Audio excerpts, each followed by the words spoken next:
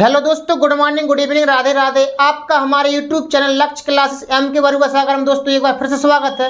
दोस्तों मैं आप लोगों को क्लास 12 यूपी बोर्ड एग्जाम को देखते हुए मैं आप लोगों को ट्रांसफॉर्मेशन पढ़ा रहा था। दोस्तों तो आज हम पढ़ने वाले हैं ट्रांसफॉर्मेशन में बेस ऑफ एक्सप्रेसिंग कंडीशन, यानी कि दोस्तों शर्त प्रकट करने के विभिन्न तरीके, यानी कि हम शर्त प्रकट करने के कई तरीकों को दोस्तों आज हम पढ़ने के लिए जा रहे हैं। हम आज आपको बिल्कुल इजी तरीका से और सिंपल लैंग्वेज में दोस्तों बताने जा रहे हैं।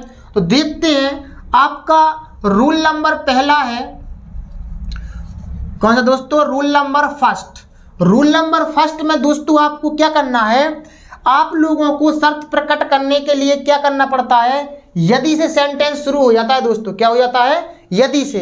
तो दोस्तों यहाँ पर यदि के लिए हम कई प्रकार की स्पेलिंग लिख सकते हैं। अब कई प्रकार की, अब हम वो कैसे लिखेंगे? तो दोस्तों सबसे पहले तो आपने देखा होगा यदि इफ के लिए, इफ मीन्स क्या होता है दोस्तों? यदि होता है। क्या होता है दोस्तों? यदि। अब दोस्तों इफ मीन्स आपको पता है यदि होता है, लेकिन हमें ट्रांसफॉर्मेशन का दोस्तों मैंने आपको क्या अर्थ बताया था कि ट्रांसफॉर्मेशन का अर्थ होता है कि इंग्लिश बदल जाए लेकिन सेंटेंस का भाव यानी कि अर्थ ना बदले दोस्तों उसका। तो हम आज इफ को चेंज करने के लिए जा रहे हैं। तो दोस्तों यदि के लिए इफ लिख सकते हैं, इन केस लिख सकते हैं दोस्तों। इन केस मीन्स भी होता है यदि, और दोस्तों हम प्रोवाइडेड लिख सकते हैं, सपोजिंग लिख सकते हैं दोस्तों। क्या लिख सकते हैं? सपोजिंग और प्रोवाइडेड। दोस्तों इन सब का अर्थ क्या होता है आपका? यदि होता है दोस्तों। क्या होता है? यदि। और दोस्तों आप अनलेस में भी चेंज कर सकते हैं। अनलेस मीन्स होता है दोस्तों यदि नहीं। क्या होता है दोस्तों? यदि नहीं। इसमें दोस्तों नॉट का सेंस छिपा रहता है। यदि दोस्तों आप यदि के लिए इफ लिखते हैं तो फिर तो तब के लिए आपको कॉमा लगाना पड़ता है। क्या लगाना पड़ता है दोस्तों? कॉमा। तो या तब के लिए, इन सब के लिए क्या लगाना पड़ेगा आपको? कॉमा। तो दोस्तों हम विभिन्न तरीके पढ़ने के लिए जा रहे हैं आज। तो इन सभी का अर्थ क्या होता है? यदि। यदि वाक्य में इफ आ जाए तो इफ को हम इन केस में चेंज कर सकते हैं, सपोजिंग में चेंज कर सकते हैं, प्रोवाइडेड में भी चेंज कर सकते हैं। तो दोस्तों हम देखते हैं एग्जाम्पल के जरिए कि हम एक सेंटेंस को कितने तरीके से बना सकते हैं। तो दोस्तों सेंटेंस लिखा है आपका, you are permit me, you are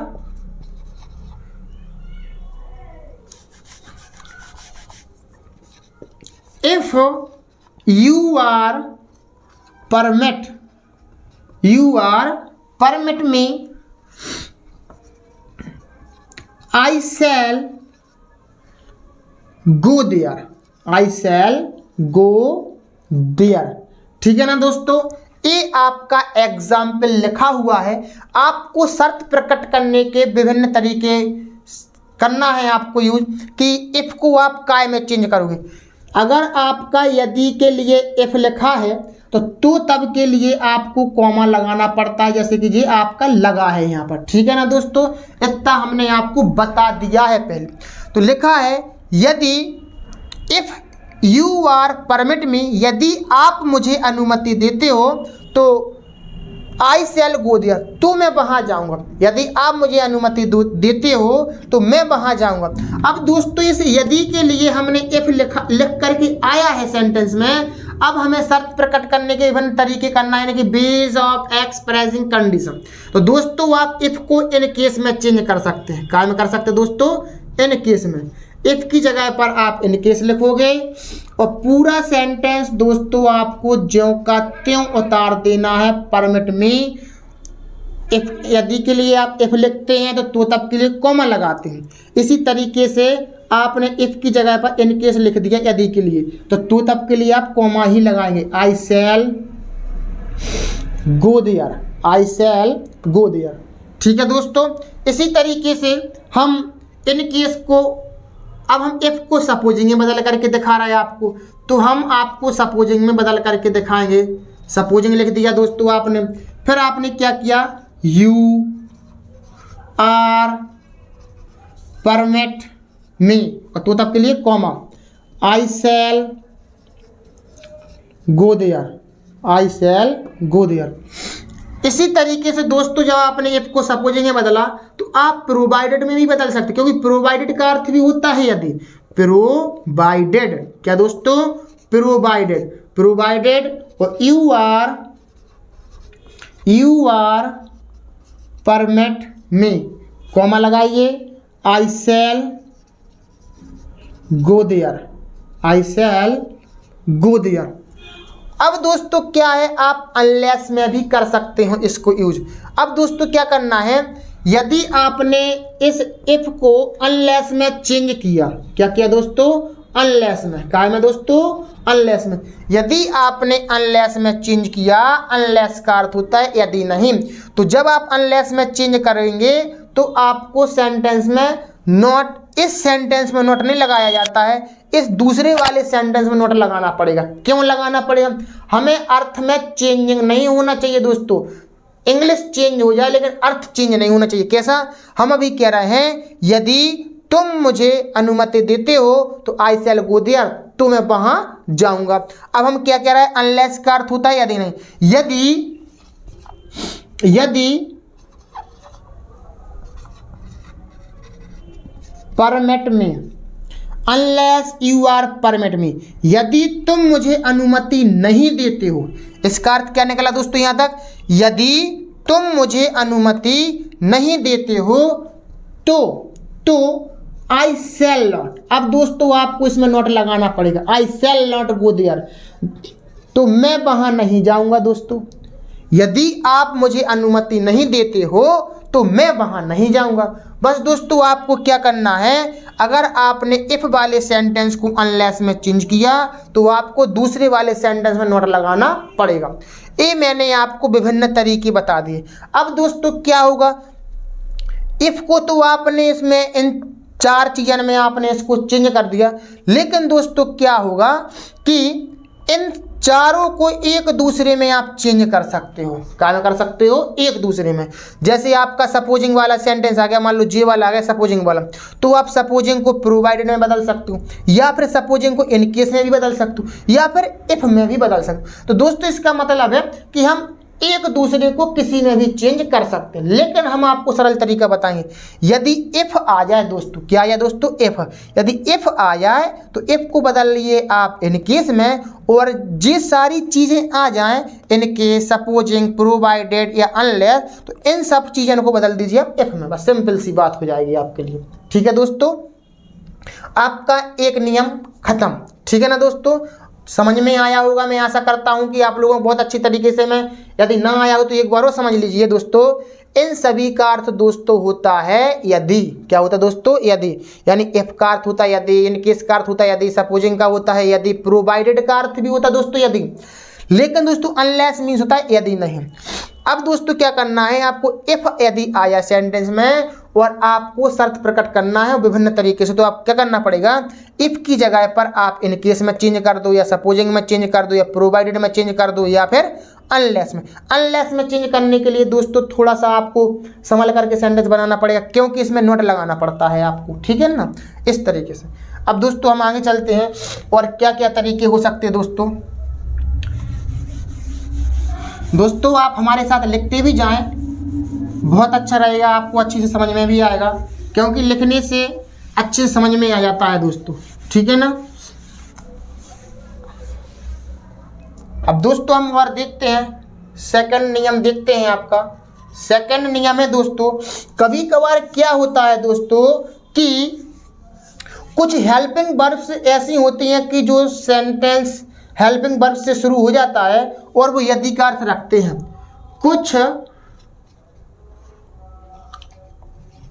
कुछ हेल्पिंग वर्ब्स, कुछ हेल्पिंग वर्ब्स नहीं, कुछ सेंटेंस या फिर कुछ वाक्य लिख लें दोस्तों, कुछ वाक्य हेल्पिंग वर्ब से, काश दोस्तों हेल्पिंग वर्ब से, कुछ वाक्य हेल्पिंग वर्ब से शुरू होते हैं। कैसे होते दोस्तों, हेल्पिंग वर्ब से शुरू होते हैं और वो हेल्पिंग वर्ब और वो हेल्पिंग वर्ब्स यदि का अर्थ रखती हैं दोस्तों। क्या रखती हैं? यदि का अर्थ रखती हैं। ठीक है ना। अब दोस्तों देखो कैसे, जैसे हमने एग्जाम्पल लिखा है, एग्जाम्पल है आपका शुड यू बर आई ए किंग, बर आई ए किंग, बर आई ए किंग, यदि मैं एक राजा होता तो I would reward you, comma I would reward you, I would reward you, I would reward you handsomely, handsomely. ठीक है ना दोस्तों। ये आपका सेंटेंस है जी। हेल्पिंग वर्ब से आपका सेंटेंस शुरू हो चुका है दोस्तों। तो बर आई ए किंग, यदि मैं एक राजा होता, यदि मैं एक राजा होता तो I would reward you handsomely, तो मैं तुम्हें अपने हाथों से पुरस्कृत करता। दोस्तों इस तरीके से हम, यदि मैं एक राजा होता तो मैं तुम्हें अपने हाथों से तुम्हें रिवार्ड मतलब पुरस्कृत करता। दोस्तों हम क्या करेंगे, इसको बर को हम काय में चेंज करेंगे, बर को करेंगे जो यदि का अर्थ रख रहा है दोस्तों। तो यदि का अर्थ रख रहा है तो हमने यदि का अर्थ रखने के लिए हमने इतनी सारी चीजें बताई, चाहे आप इसको प्रोवाइडेड में चेंज कर दो, इन केस में चेंज कर दो, इफ में चेंज कर दो, जिसमें आपको अच्छा लगे आप उसमें चेंज कर सकते हैं। तो हम दोस्तों इसको प्रोवाइडेड में चेंज करें दे रहा दोस्तों, काय में दोस्तों? प्रोवाइडेड में, provided I was a king या फिर आई वर ए किंग, यदि मैं एक राजा होता तो I would reward you handsomely. ठीक है ना दोस्तों। इस तरीके से आप इसको बना सकते हैं। और देखें दोस्तों, इम्पेरेटिव मूड का भी आप प्रयोग कर सकते हो। इसको क्या कर सकते हो दोस्तों? इम्पेरेटिव मूड का प्रयोग।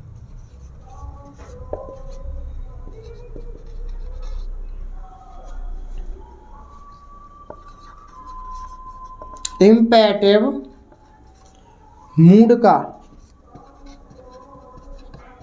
प्रयोग करके, इम्पेरेटिव मूड का भी प्रयोग करके आप बना सकते हैं दोस्तों। जैसे एग्जाम्पल लिखा है, जैसे हम अगर लिख दें आपको कि इफ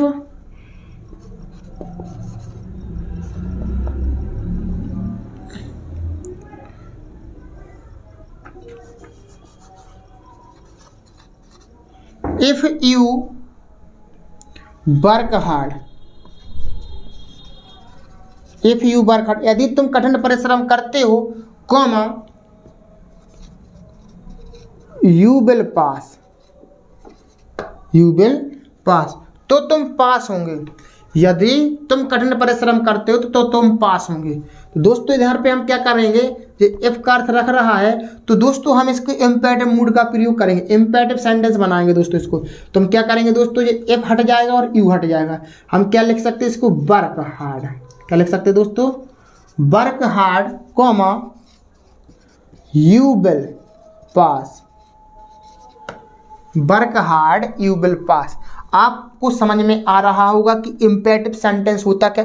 इम्पेरेटिव सेंटेंस में दोस्तों आगे ना तो हेल्पिंग वर्ब होती ना कोई सब्जेक्ट होता है, वर्ब से शुरू हो जाता सेंटेंस। कैसे दोस्तों, वर्ब से शुरू हो जाता। तो आप इसको इम्पेरेटिव सेंटेंस बना रहे हो इसको, तो इफ हट जाएगा आपका, यू हट जाएगा दोस्तों, सब्जेक्ट हट जाएगा, सीधी वर्ब से शुरू हो जाएगा, work hard you will pass. यदि तुम कठिन परिश्रम करते हो तो तुम पास होंगे। तो हम कह रहे हैं कठिन परिश्रम करो तुम पास होंगे। ठीक है दोस्तों, इस तरीके से। और दोस्तों और देखते हैं, आप इंट्रोगेटिव सेंटेंस के द्वारा भी आप इसको बना सकते हो, इम्पेरेटिव सेंटेंस के द्वारा। इम्पेरेटिव सेंटेंस दोस्तों क्या है, इम्पेरेटिव नहीं इंट्रोगेटिव दोस्तों। कौन सा दोस्तों, interrogative. Interrogative sentence interrogative sentence के द्वारा भी आप बना सकते हो। जैसे दोस्तों हमने एक एग्जाम्पल लिखते हैं हम, will you go there, will you go there question mark then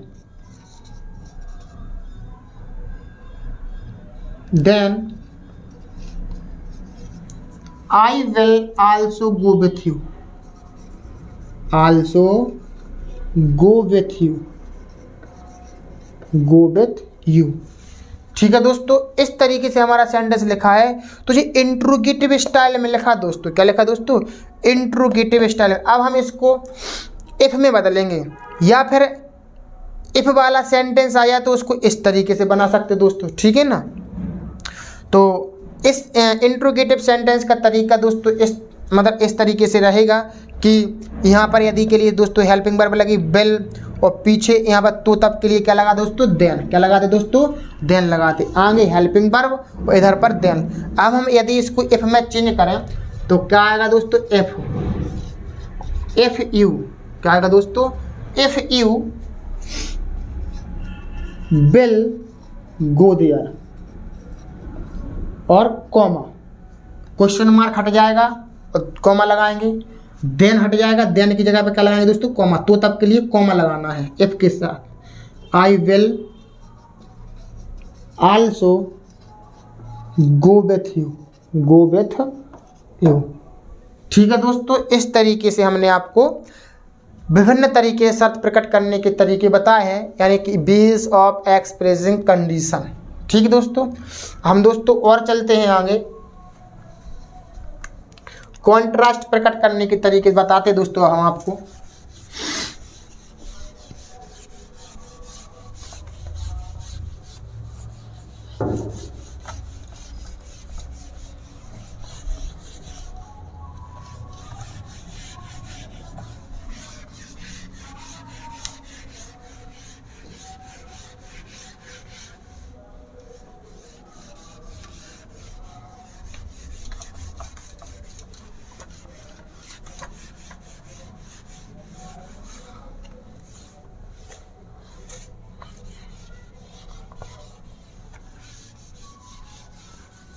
अब दोस्तों हम आपको कॉन्ट्रास्ट प्रकट करने के आपको विभिन्न तरीके बताते हैं।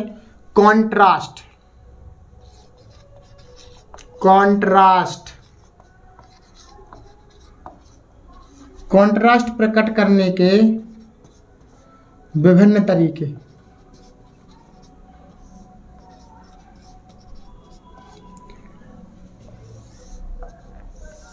अब दोस्तों हम चलते हैं, अभी हमने इफ से शुरू किया था सेंटेंस, अब दोस्तों आपका कॉन्ट्रास्ट प्रकट करेंगे अपन लोग।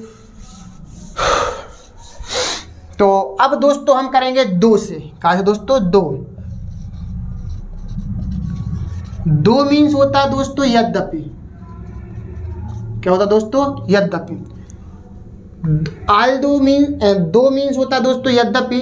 अब दोस्तों हम यद्यपि के लिए हम विभिन्न तरीके कर सकते हैं इसके लिए, कि आल्दो भी लिख सकते हैं इसकी जगह पर। क्या लिख सकते हैं दोस्तों? दो, आल्दो, हाउएवर। क्या दोस्तों? हाउएवर। हाउएवर मीन्स होता है दोस्तों यद्यपि। और देखते हैं दोस्तों, एडमिटिंग भी लिख सकते हैं। क्या दोस्तों? एडमिटिंग। एडमिटिंग का भी होता है दोस्तों यद्यपि अर्थ। इवन इफ भी लिख सकते हैं। क्या दोस्तों? Even if. Even if means भी लिख सकते दोस्तों यद्यपि। क्या लिख सकते दोस्तों? इवन इफ का अर्थ भी अपन यद्यपि लिख सकते हैं। ठीक है दोस्तों, जी इस तरीके से हम बना सकते हैं। और एक और कंडीशन हम आपको बता रहे हैं कि वाक्य में ऑल द सेम आ जाए। क्या आ जाए दोस्तों? इधर बताएं दे रहा है, ऑल द सेम। इसका अर्थ होता है फिर भी। क्या होता है दोस्तों? फिर भी। All the same, at the same time, at the same time. इसको दोस्तों फिर भी में चेंज, इसका अर्थ होता है फिर भी। Not with standing, not with standing, इसका अर्थ भी होता है दोस्तों फिर भी। और दोस्तों हम देखते हैं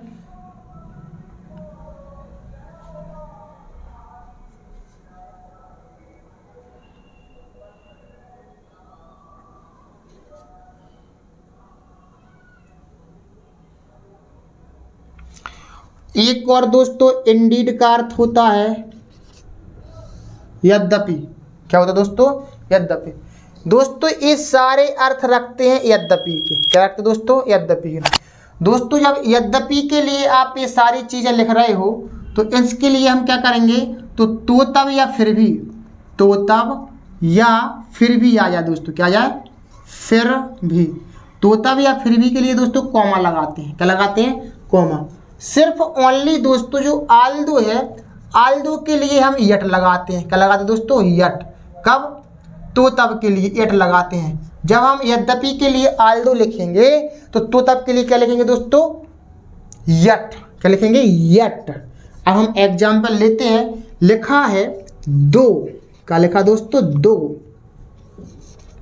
दो ही इज पुअर, दो ही इज पुअर, कॉमा लगाइए, फिर he is honest, he is honest. ठीक दोस्तों, अब हमें इसका कॉन्ट्रास्ट प्रकट करना है दोस्तों। विभिन्न तरीके से करके दिखाना है कि दो मीन्स होता है यद्यपि, तो हम दो को काय में चेंज कर सकते हैं। तो दोस्तों इन सब में चेंज कर सकते हो आप कि सबसे पहले आप आल्दो में चेंज कर दो, दो की जगह पर क्या कर दो? आल्दो। जब आप आल्दो में चेंज करोगे दोस्तों तो अर्थ तो उसका वही रहेगा, लेकिन तो तब के लिए जो कॉमा लगा है ये दो के साथ में, लेकिन आल्दो के साथ तो तब के लिए क्या लगता है? यट। क्या लगता है दोस्तों? यट। बस आपको इतना ही ध्यान रखना है और पूरा सेंटेंस आपको ज्यों का त्यों उतार देना है। सेंटेंस में कोई चेंजिंग नहीं करना है। ठीक है। अर्थ क्या था इसका? यद्यपि वह गरीब है, दो ही इज पुअर, यद्यपि वह गरीब है, कॉमा फिर भी ही इज हॉनेस्ट, फिर भी वह ईमानदार है, फिर भी वह ईमानदार। यद्यपि वह गरीब है फिर भी ईमानदार है। अब हम कह रहे हैं आल्दो बनाकर, यद्यपि वह गरीब है यट फिर भी वह ईमानदार है। आल्दो की जगह पर आप हाउएवर लिख सकते हैं दोस्तों। क्या लिख सकते हैं? हाउएवर ही इज पुअर, यद्यपि वह गरीब है, कॉमा फिर भी ही इज हॉनेस्ट। और दोस्तों सबके लिए आपको कॉमा ही लगाना है तो तब के लिए, चाहे आप हाउएवर से बनाओ चाहे एडमिटिंग से बनाओ। क्या है दोस्तों? एडमिटिंग से। एडमिटिंग ही इज पुअर, यद्यपि वह गरीब है, कॉमा ही इज हॉनेस्ट। ठीक है। अब दोस्तों इसको हम इवन एफ से बना करके दिखा रहे हैं। इवन एफ, यद्यपि वह गरीब है, ही इज पुअर, यद्यपि वह गरीब है फिर भी वो ईमानदार है, ही इज हॉनेस्ट। ठीक है ना दोस्तों। अब इंडीड से दोस्तों, इंडीड से देखिए, इंडीड से दोस्तों थोड़ा अलग से बनता है। कैसा? हमें सबसे पहले लिखना पड़ेगा ही इज पुअर, वह गरीब, वह गरीब। इंडीड मीन्स होता है दोस्तों वास्तव में। कैसा होता है दोस्तों? वास्तव में, या फिर यद्यपि का ही अर्थ ले रहा है वो अभी यहाँ पर। वह गरीब वास्तव में है फिर भी ही इज हॉनेस्ट। क्या दोस्तों? He is honest. यानी जो इंडीड शब्द है, इंडीड का अर्थ यहाँ पर यद्यपि यानी कि फिर भी है। ठीक है ना दोस्तों। हमने इस तरीके से आपको विभिन्न तरीके से यद्यपि के अर्थ चेंज करना सिखाया है। इसी तरीके से दोस्तों ए है all the same, at the same time, not with standing. तो दोस्तों इन सब को आप चेंज कर सकते हो। क्या दोस्तों? इन सभी को चेंज कर सकते हो। एक और दोस्तों होता है एज। क्या दोस्तों? एज। जी वाला नियम थोड़ा हम दोस्तों आपको अलग से बताएंगे, क्योंकि जे रखता तो यद्यपि का ही अर्थ है, क्योंकि थोड़ा अलग से बनता है। ठीक है दोस्तों, आपको समझ में आया होगा। अब हम आगे चलते हैं। इसी प्रकार दोस्तों यदि वाक्य में यह एट द सेम टाइम या ऑल द सेम या नॉट विथ स्टैंडिंग, तो इसकी जगह पर आप ए रख दो और इसकी जगह पर ए रख दो, एक दूसरे को चेंज एक दूसरे में कर सकते हैं। ठीक है दोस्तों, आपको समझ में आया होगा। इसके लिए हम दोस्तों आपको एग्जाम्पल बता दें, इसको हम साफ कर रहे हैं।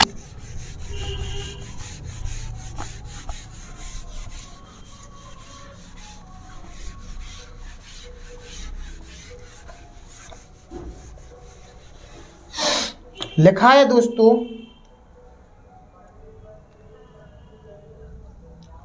He is strong,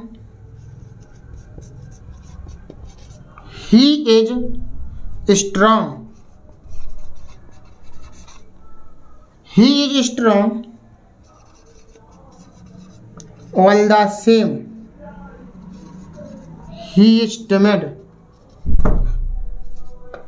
he is timid, he is strong, he is strong, वह शक्तिशाली है, फिर भी he is timid, फिर भी वह क्या है, फिर भी वह कायर है। क्या दोस्तों, फिर भी वह कायर है। वह शक्तिशाली है ऑल द सेम, फिर भी वो क्या है, कायर है दोस्तों। अब दोस्तों हम इसको बनाएंगे कैसे, इसकी जगह पर हम ऑल द सेम की जगह पर हम नॉट विथ स्टैंडिंग लिख सकते हैं, ऑल द सेम टाइम लिख सकते हैं। ठीक है ना दोस्तों, किसी एक में चेंज कर दो, ज़्यादा ज़रूरत नहीं है। ही इज स्ट्रांग, वह शक्तिशाली है, नॉट विथ स्टैंडिंग, फिर भी नॉट विथ स्टैंडिंग, फिर भी ही इज timid, फिर भी वो क्या है, कायर है। timid मतलब काम नहीं करने वाला, कायर। ठीक है दोस्तों, इस तरीके से आपका नियम जी खत्म होता है। हम और आगे चलते हैं आपके साथ। दोस्तों एक और व्हाट एवर मीन्स भी होता है आपका यद्यपि। क्या दोस्तों, व्हाट एवर, व्हाट एवर इधर लिख लें,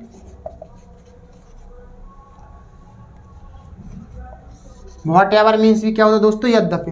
तो इनको अपन एक दूसरे में चेंज कर सकते हैं।